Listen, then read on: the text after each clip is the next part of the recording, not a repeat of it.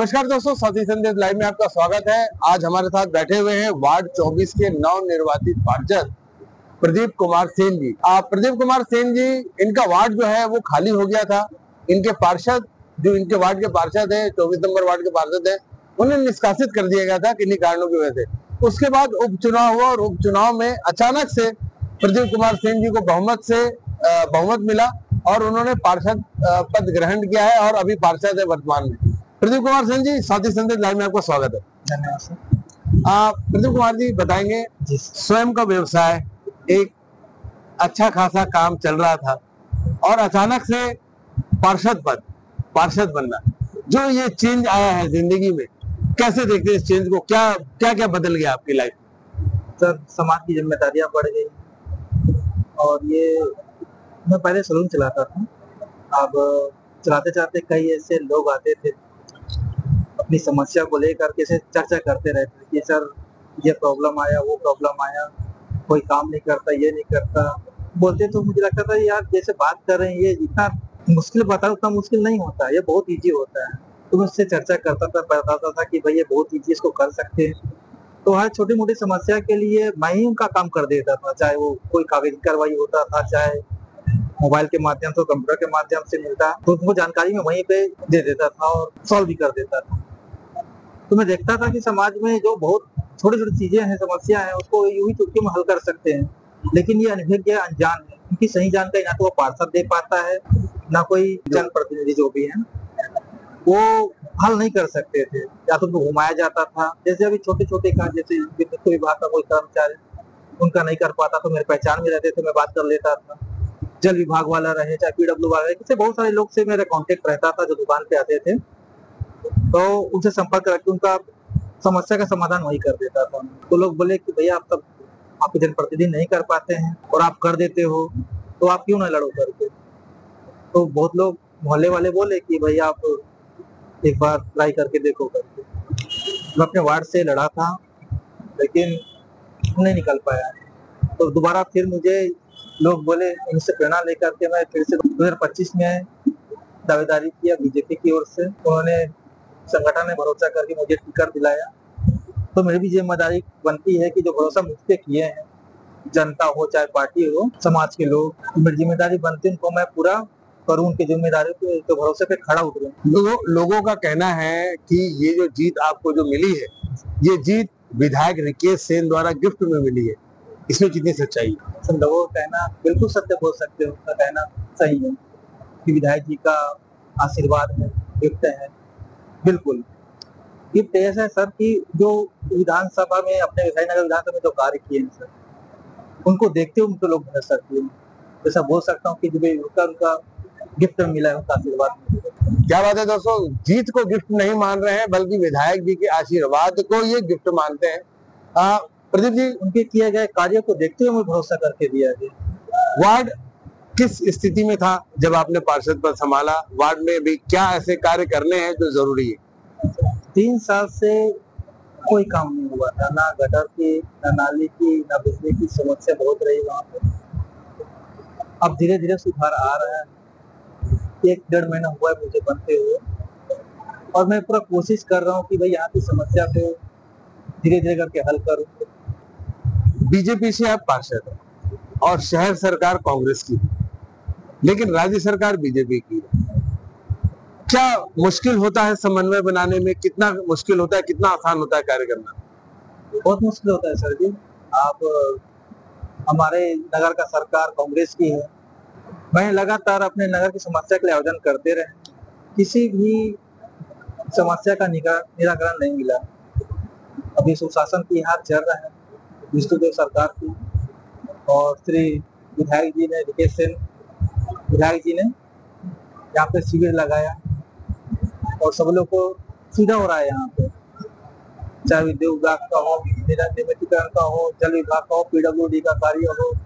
बादारी मंडल में कुछ पैसे रुके हुए थे जिनका नहीं आ रहा था, उनकी समस्या के लिए, पेंशन के लिए, उद्यान विभाग के लिए, प्रधानमंत्री आवास योजना के लिए, जो दफ्तर का बार बार चक्कर काटना पड़ता था, उस समस्या को देखते हुए शायद सरकार के साथ श्री रिकेश सेन जी ने अपने लोकांगन परिसर में शिविर लगाए।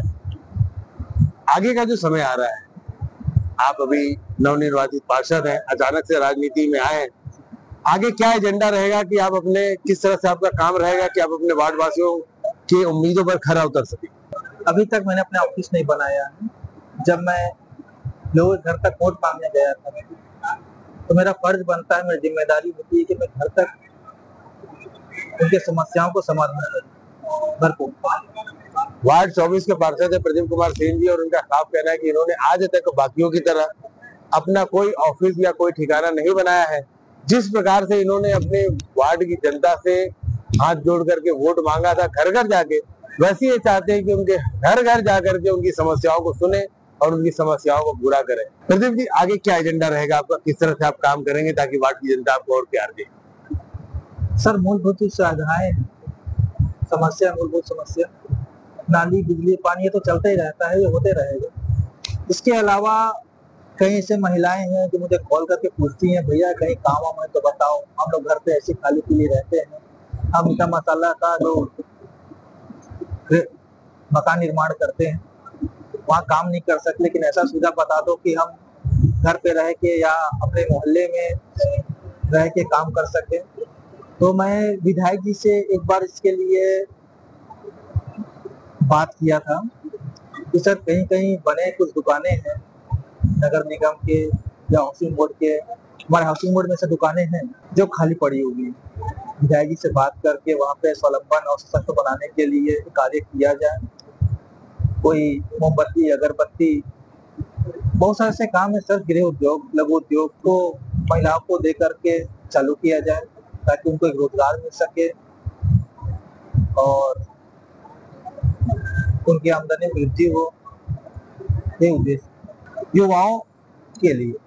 आजकल देख रहा हूँ कि मैं अपने वार्ड में बहुत सारे बच्चे जो नशा में लिप्त हैं और उससे बात करो तो बोलते हैं रोजगार नहीं है तो हम कैसे करें, कहाँ नौकरी लगाएंगे, ट्यूशन का फीस इतना लगता है, हम लोग तैयारी नहीं कर सकते। मैं उनसे बोला कि भाई ऐसा नहीं है कि आप जहाँ तक पढ़े हो, अगर आप 5वीं तक भी पढ़े हो तो उसका भी वैकेंसी आता है।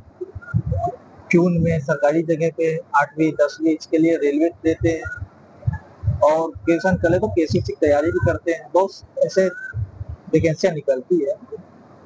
तो उनके लिए विधायक जी से निवेदन करके कोई ऐसा कोचिंग क्लास खोला जाए, निःशुल्क रहे, जहाँ पे आके बच्चे पढ़ाई करें और उनको कॉम्पिटिशन एग्जाम में देने के लिए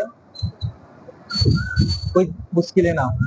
ट्यूशन का फीस भी काफी रहता है और हमारा बस्ती कुछ स्लम एरिया से भी जुड़ा हुआ है तो वहाँ नहीं कर सकते। ये जो प्रदीप कुमार सेन जी बता रहे हैं कि इनका एजेंडा साफ है, महिलाओं को स्वरोजगार से जोड़ना, उनके स्वावलंबन की तरफ ध्यान देना और युवाओं को मुख्य धारा से जोड़ना, क्योंकि आज का युवा बेरोजगार होने की वजह से नशे की ओर ज्यादा अग्रसर हो रहा है।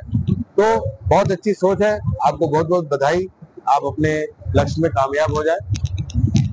विगत कुछ दिनों में खेलो इंडिया चल रहा था, मैंने देखा कि अपने ये छत्तीसगढ़ में बहुत कम ही ऐसे हैं जो वहाँ तक जा पाते, खेलो इंडिया पार्टिसिपेट कर पाते। मेरा सोच है, विधायक जी से मैं निवेदन करता हूँ कि वार्ड टू वार्ड ऐसे कुछ बच्चे हैं जो खेलना चाहते हैं, उनको जोड़ करके वार्ड टू वार्ड ऐसा कुछ आयोजन किया जाए और उसमें खिलाड़ी निकल के सामने जो नेशनल खेलने के लिए हमारे छत्तीसगढ़ से भी सेलेक्ट हो। बहुत अच्छी सोच है, आपका बहुत बहुत धन्यवाद हमारे चैनल से जुड़ने के लिए। जी धन्यवाद। ये थे हमारे बीच में वार्ड 24 के नवनिर्वाचित पार्षद प्रदीप कुमार सेन जी, जिन्होंने बताया कि इनके काम करने का तरीका कैसा है और आने वाले समय में ये अपने कार्य से अपने पूरे वार्ड वासियों को संतुष्ट करना चाहेंगे और जो मूलभूत सुविधाएं हैं उसको छोड़ करके ये और भी ज्यादा बच्चों की शिक्षा हो गया, महिलाओं के स्वावलंबन हो गया और युवाओं को रोजगार दिलाने के क्षेत्र में बहुत बड़े कार्य करने वाले हैं। ऐसी और खबरों के लिए हमारे साथ बने रहिए और देखते रहिए साथी संदेश लाइव। मैं हूं संतोष शर्मा, दुर्ग भिलाई से।